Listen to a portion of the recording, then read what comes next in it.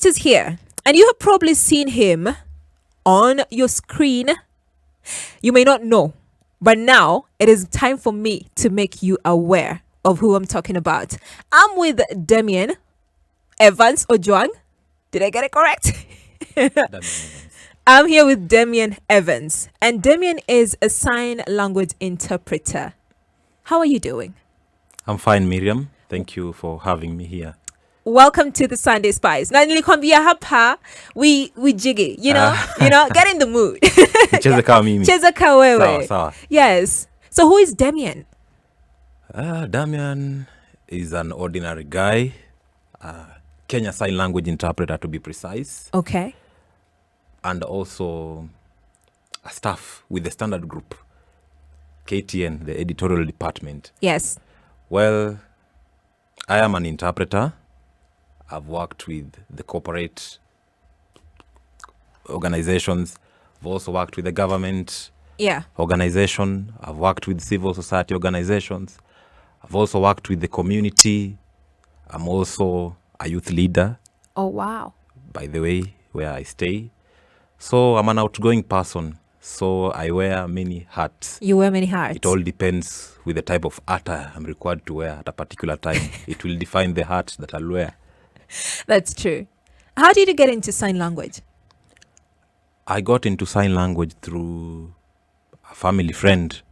There was a family friend of mine, of ours, who we used to hear so much about. And they used to stay with the nephew. Yeah. So the nephew was also my friend. So sometimes I could go and visit them. And I wanted to learn sign language, not because of anything else. It is because I wanted to have a deaf girlfriend at that time. Oh, wait, what? You did what? Yes, I learned it because I wanted to have a deaf girlfriend so that Tim Mafisi could not snatch them or snatch her from me. That was the first inspiration at the moment. Because I was way young, so I never had any intentions of having it professionally. So I had actually acquired it even before I joined the formal institutions to advance in it. So fast forward, when I realized that I could professionalize in it, that's when I now joined an academic institution. Yeah. There is a center called Kenya Sign Language Research Project based at 844 building, the University of Nairobi. So now that's where I went, and now I became a professional. So you got into it through a friend? Yes, a family friend. A family friend? Yes. So did you get your girlfriend? Yes, I did, successfully. So I did, not one but two. Ooh, and? And yes, along the way, things happened the way they did. And I'm now a sign language interpreter. Wasn't it easy for you because you already knew how to communicate? It was very, very easy because not only did I know how to communicate, Yeah. I had actually started practicing it as a profession. Yes. But you see, when you go to institutions whereby they'll be requiring services of an interpreter, then they'll need to know whether you are really a certified interpreter or really a trained interpreter, or rather they'll need some proof of documentation which shows or ascertains that you are indeed an interpreter. Okay. Yeah. So tell me about your work. What exactly does it entail? What does an interpreter do? Well, the work of an interpreter is based on certain aspects. There is the listening aspect, whereby you have to listen and then you decode what the speaker or the speakers are talking about. After listening, then there is the comprehension part, whereby you sit down. Now, after getting the information, you now decide, or you now try to decide what signs am I supposed to use in this particular statement, what context am I supposed to place these signs, such like things. And then there is also judgment. Okay. Judgment is now where you have already made a decision, you have gathered the information, you have listened. So during judgment, now you have already decided, these are now the signs that I'm going to use. This is how I have understood it. This is how I'm going to produce it. I'm not going to change it. So that's now judgment. Okay. And then there is the last bit, execution. So execution, that is now whereby you have already undergone the listening process, the comprehension process, the judgment process. So you now begin to sign that you are executing it now. Yes. You are now in the act. So that is now the most important bit, because that is what the clients, the deaf clients, are going to look at. So an interpreter's work is purely mental. Is purely a mental process, mental plus the physical process. Yeah. It involves a lot of things. It involves your emotions. It involves your, mental wellness. So there are very many factors that play along when an interpreter is doing their work. Have you ever got things wrong? Well, I don't know whether I'm saying Yes, my employer is here. Yes, please say. Remember what happened during Nelson Mandela's memorial. There was an interpreter who got things wrong, and everybody started calling him fake. That was December 2013 during Nelson Mandela's memorial service. Yes. Then there was the then U.S. President Barack Obama giving his speech. Yes. And then there was a sign language interpreter beside him. Yes. Okay, let me begin with the merits. First and foremost, we as the interpreter community globally applaud the organizers of that event for having an interpreter standing beside the president. Okay. A president was considered a world president. That was already a big step towards this profession, which is actually not well known by many people throughout the world. It was. But on the other hand, it was also a big disappointment, because I remember that time I was in the house, just seated, watching the TV. Then I started watching. Okay, well, I know there is South African Sign Language, which is different from Kenyan Sign Language.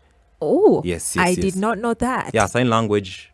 They are called signed languages. There's nothing like sign language, because each and every country has their own distinct sign language. Yes. So then I know there is South African Sign Language, but we have some commonalities, like there are particular things which are similar in this profession. You can easily tell this is not an interpreter. There is no body movement. The body movement is not appropriate.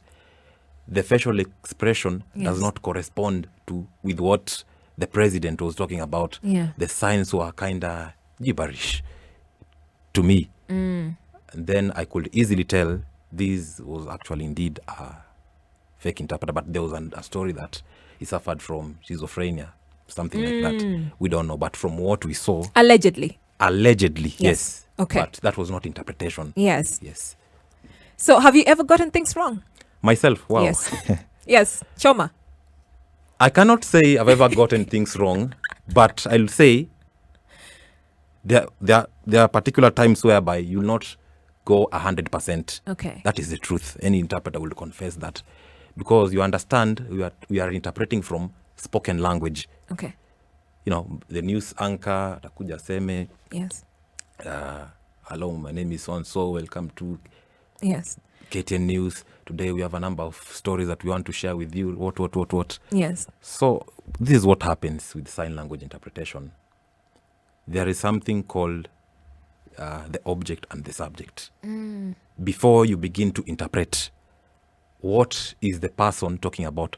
What is the desired message in that statement? Even before you start flapping your hands in the air, you really have to know what is being talked about. Yeah. Once you capture that sign. And then what is the message? So we don't reproduce the exact words verbatim. Oh, you don't? We do not reproduce them verbatim. It is, you see, we use a combination of gestures, symbols. So what we do, we produce meaning and we give life to the message that is being talked about. Because you see, this is Kenyan Sign Language and this is English. Those are two different languages. Yeah. It is like someone saying in English, I'm going to the school. Yes. I will be going to the school. I will be going to the school tomorrow. Yes. In Kiswahili, we change it to kesho nitaenda shuleni. Yes. Ama nitaenda shuleni kesho. Yes. You see, even the arrangement of the sentences are different. Yeah. So that is what Kenyan Sign Language is, or other sign languages are. Okay. But what we do is we ensure that we don't get anything wrong. I myself, I have ever slipped. I cannot refuse. Yes. I've ever slipped. I call it a sleep. It is a was sleep. just a sleep. We all sleep, Damian. But there is a way I talk to my clients. I'll even apologize and say, this and this happened. It was just a sleep. But getting something wrong because I didn't understand. No. That hasn't happened to you. Not. It doesn't happened to me because I'm usually careful with the assignments that I take. If an assignment is difficult, I will voluntarily say this one I cannot handle. Let me give it to someone who I know is senior in this profession. You know, you've actually enlightened me on something, because I thought the translation was literally verbatim. So my next question was going to be, so what happens? So I'm a news reader. I start reading and then I make a mistake and then I go back. So do you know, if it's verbatim, that means, do you also make the error and then just go back to the beginning? What happens? That's a fascinating and also an interesting question. Yes. Because it has happened even in very many news centers. Okay. Whereby you'll find, like for instance, in our station here. Yes. Maybe a news anchor comes on set. Yes. Because maybe they didn't see an interpreter, they might mistakenly call you the name of the other interpreter. Ooh. When they're beginning the news. Well, this one is debatable. I may not have an absolute answer to it. Okay. It is quite debatable, but personally, I know the intention of interpretation is to bring out the message, or rather the desired meaning. What a hearing person would hear should be the same thing that a deaf person would hear. Because if the news anchor said, say maybe, welcome to this station. Yes. Our sign language interpreter is maybe Jen, but that day the sign language interpreter was David. Okay. You are there on screen, you know you are the one who is David. You're David. The news anchor has called you Jane. What do you do? What do? You just say Jane. Oh, you say Jane? That is according to me, because that is what the hearing person will hear. What the hearing person will hear. The hearing person are people who hear like us, ourselves. Oh. They are called the hearing in the deaf community. Okay. Or in the disability sector. They are called the hearing. So if a hearing person hears, my name is Jane, and then they'll be like, no, but that is not Jane. Yeah. Yes, a deaf person should also hear that. Don't correct it. No, but I'm not Jane. Ooh. I'm David. Then you say I'm David, but the news anchor said Jane. Okay. It will bring a different thing altogether. All right, this is an interesting conversation, Damian, and I'm learning.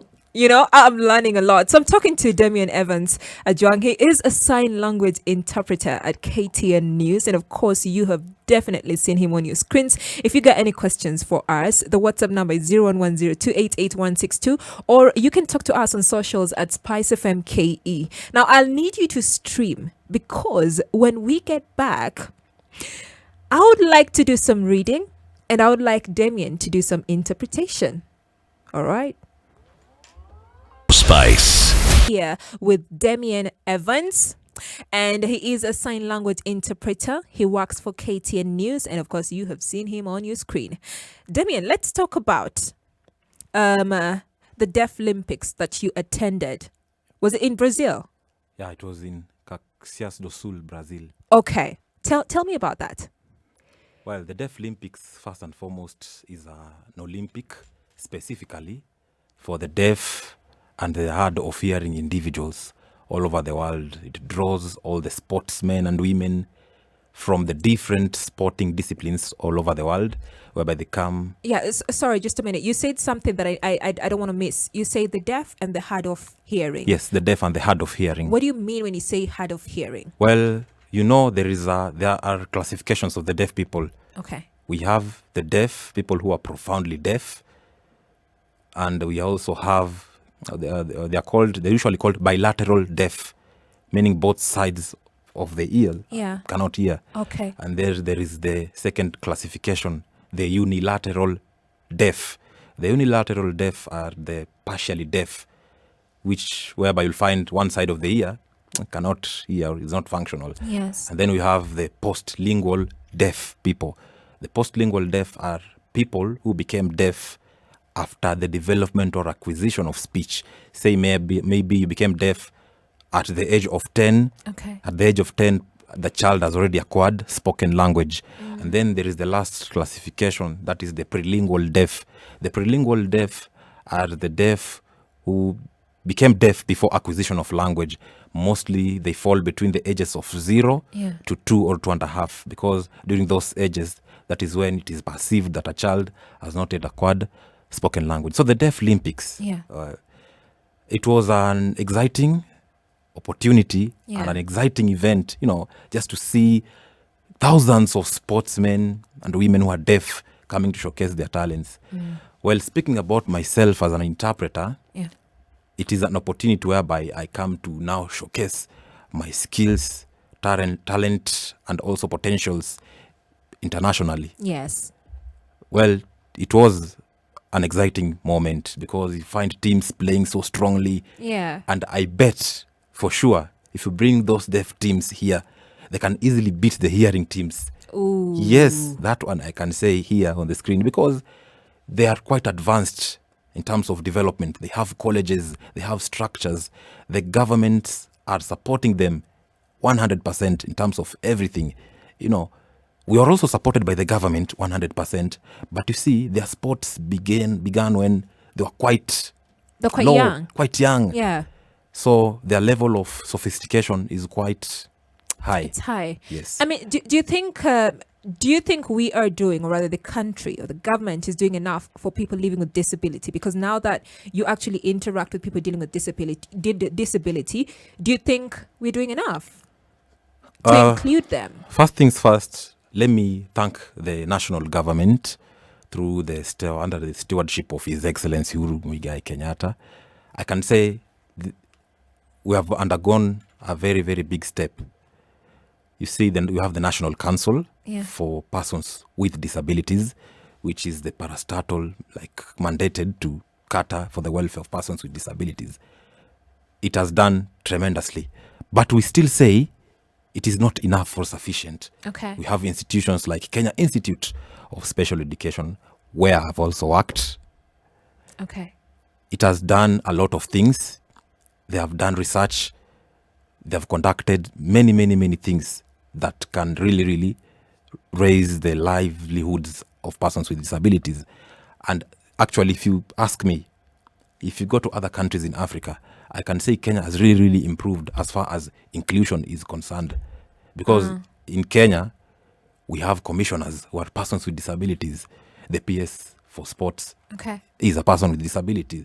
We have a commissioner who is deaf, who works with the the ombudsman, the Commission of Administrative Justice, as well as other professionals. But there is still more to be done. There's still more to be done in terms of statistics, because the statistics that were conducted by the Kenya National Bureau of Standards that say that persons with disabilities are, I think, around 900,000, to me is actually not factual, because previously there were other statistics that were conducted in the census, which raised the number high to over 1 million.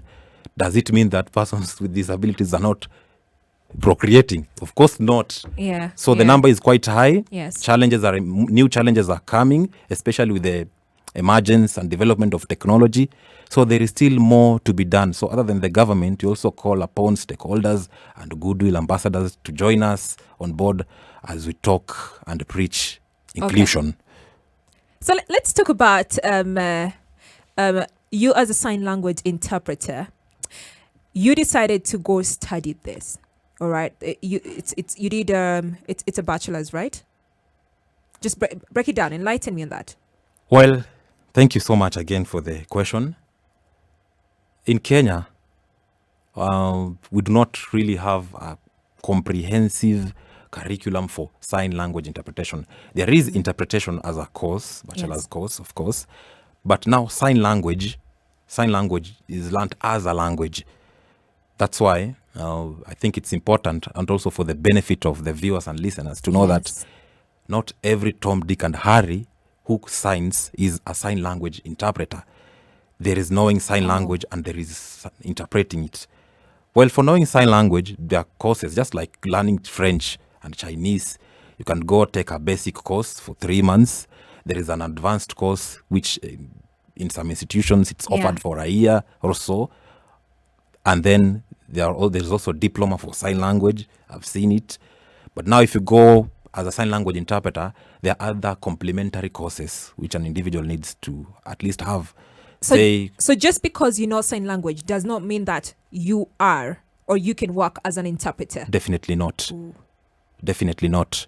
Because for you to work as an interpreter, you need to have studied the deaf culture. How do you study the deaf culture?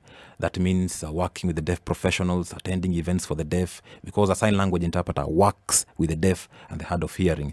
So once you do that and you go take the course, you not take that professional development. It is an ethical standard in interpretation. Yes. Professional development, you can take a course, study what you feel excites you, or what you feel might make you stronger as an interpreter, because an interpreter not only deals with the language, it is not just actually, to me, actually what else do you deal with? For bragging rights, Yes. I can argue that sign language interpreters are actually classified among the most intelligent people. I say this because Yes. interpreters deal with information. We don't deal with languages. Someone might assume that, he's just interpreting English to Kiswahili, just throwing hands in the air, flapping hands in the air. Of course not. We're dealing with information. Just realize in a news content, there is the political news. Yes. I need to understand politics in order for me to interpret. True. What does that necessitate? I need to read more. There is the legal news. You'll find two lawyers arguing. Ooh. I need to they'll quote the Constitution. Yeah. They say Article 6, I don't know, chapter what and Yes. what and what. They'll spit heavy legalese. And you need the to legal understand. I need to understand, of course. So that I need to understand that we interact with different content. So ours is basically about information. And the more you get informed, the more you become a better interpreter. Are there so many people in this? Are there so many interpreters? Are there so many people who are willing to learn Oh yes. the art? Oh yes. Very, very many people are joining this profession. Okay. But of course with varied reasons. With varied reasons. Some will want to join the profession because they see it as lucrative. It is like fashionable. Okay. Forgetting the fact that if you're joining this profession, you're joining this profession with the aim of ensuring that you're providing communication support services to the deaf and the hard of hearing. So people are joining the profession. People are really, really joining the profession. Okay. I want us to also talk about the challenges in your career as well. So when we come back, I said that we're going to be doing some illustrations. We'll be doing it in a bit. Spice